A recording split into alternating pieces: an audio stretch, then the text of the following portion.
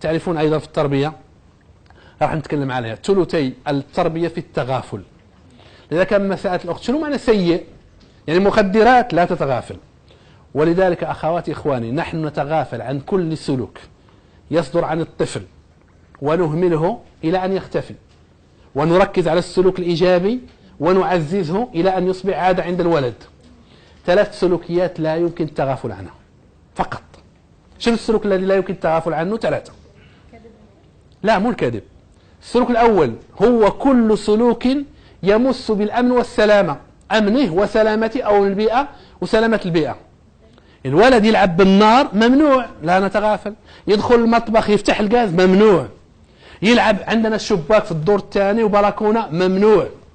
كل سلوك يمس بالأمن والسلامة ممنوع، لا نتغافل عنه. 1. 2.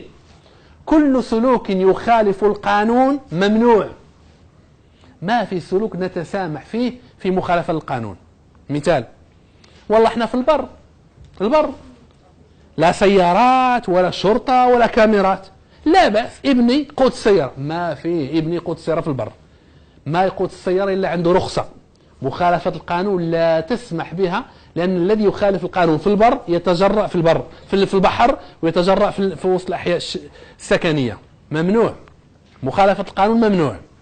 شيء الثالث اللي ممنوع، كل شيء محرم دينا. محرم دينا، ديننا يحرمه ممنوع، ما نتساهل فيه.